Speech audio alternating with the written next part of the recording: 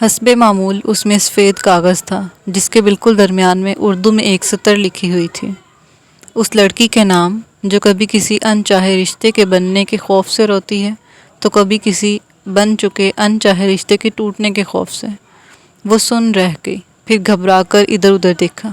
Get کھلا تھا، مہندی والی جگہ سے بہت سے لوگ آ جا رہے تھے۔ ایسے میں کیا کوئی ادھر تھا جو بغور مشاہدہ کر رہا تھا؟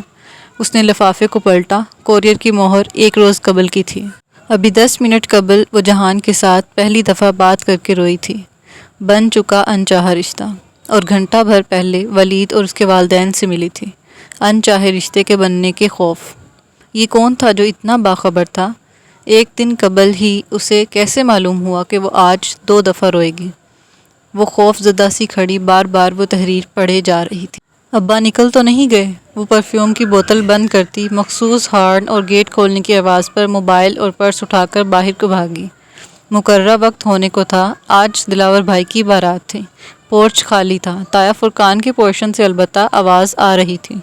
اب کیا کرے؟ ابا کو فون کرے یا تایا فرقان کے گھر جا کر کسی سے لفٹ مانگے؟ وہ سوچ ہی رہی تھی کہ گیٹ پر ہارن ہوا۔ اس نے رک کر دیکھا، سیاہ چمکتی کار باہر کھڑی تھی، اس کی ہیڈ لائٹ خاصی تیز تھی۔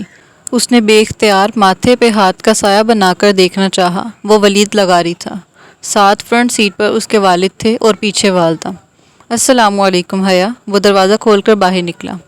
وہ دھیمی ہوتی ہیڈ لائٹ میں ان کے سامنے کھڑی تھی، گہرے سرخ کامدار بغیر آستینوں والا فراک جو پاؤں تک آتا تھا اور نیچے ہم رنگ تنگ پاجامہ تھا، گولڈن دوپٹہ گردن میں تھا۔ ہمیں میرج ہال کا نہیں پتہ انکل ہیں؟ وہ اسے نظر انداز کرتی لغاری صاحب کے دروازے کے پاس رکی۔ انکل پیراڈائز ہال جانا ہے اور ابا شاید نکل گئے، مجھے پتہ ہی نہیں چلا۔ اوہ، تو آپ کے چچا وغیرہ؟ وہ تو ابا سے بھی پہلے چلے گئے تھے۔ ٹھہریں، ابا زیادہ دور نہیں گئے ہوں گے، میں انہیں واپس… ارے وہ کیوں آئیں گے واپس؟ آپ ہمارے ساتھ آ جاؤ بیٹا۔ ہاں بیٹا آؤ۔ مسز مہناز لغاری نے فوراً دروازہ کھولا۔ اب اگر ابا کا انتظار کرتی تو آدھا فنکشن نکل جاتا۔ چلیں ٹھیک ہے، وہ گاڑی میں بیٹھ گئی۔ تو ہماری بیٹی کیا کرتی ہے؟ راستے میں لغاری صاحب نے پوچھا۔ میں ان کی بیٹی کب سے ہو گئی؟ جی میں شریعہ اینڈ لاء میں LLB آنرز کر رہی ہوں۔ یعنی کہ آپ اسلامی وکیل ہو؟ جی، وہ پھیکا سا مسکرائی۔ یہ لوگ اتنی اپنائیت کیوں دے رہے تھے اسے؟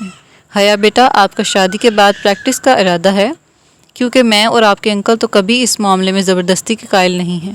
خود ولید کو بھی شادی کے بعد بیوی کے جاب کرنے پر کوئی اعتراض نہیں ہے، مہناز کہہ رہی تھی، اور وہ ہکا بکا ان کو دیکھ رہی تھی۔ کیا معاملات اتنے آگے بڑھ چکے ہیں، یا وہ اس خوش فہمی کا شکار تھے کہ ابا ان کو کبھی انکار نہیں کریں گے؟ وہ اس وقت پرسکون ہوئی جب میرج ہال کی بتیاں نظر آنے لگیں۔ لفٹ کا شکریہ انکل۔ وہ انکل اور آنٹی کے ساتھ ہی باہر نکلی تھی۔ اسی پل انکل کا موبائل بجا تو معذرت کر کے ایک طرف چلے گئے، مہناز بھی ان کے پیچھے گئیں۔ حیا سنیے، وہ جانے لگی کہ ولید نے پکارا، مجھے آپ سے بات کرنی ہے، مگر یہ مناسب نہیں۔ مگر مجھے اسی رشتے کے متعلق بات کرنی ہے، اگر آپ 2 منٹ اندر بیٹھ کر بات سن لے تو۔ ساتھ ہی اس نے فرنٹ سیٹ کا دروازہ کھولا۔ روشنی کا ایک کوندہ اس کے ذہن میں لپکا۔ موقع اچھا تھا، وہ اس کو اپنے نکاح کے بارے میں بتا کر سارا معاملہ دبا سکتی تھی۔ ٹھیک ہے، لیکن یہاں ہمارے سارے رشتہ دار ہیں، اگر… ڈونٹ وری، میں کار کو بیک سائڈ پر لے جاؤں گا، آپ بیٹھیے۔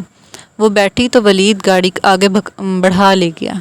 آپ کو جو بھی کہنا ہے جلدی کہیے، پھر مجھے بھی کچھ کہنا ہے۔ آپ کہیے۔ ولید میرج ہال کی پچھلی طرف سنسان گلی میں گاڑی لے آیا۔ اوکے، مجھے کچھ بتانا تھا۔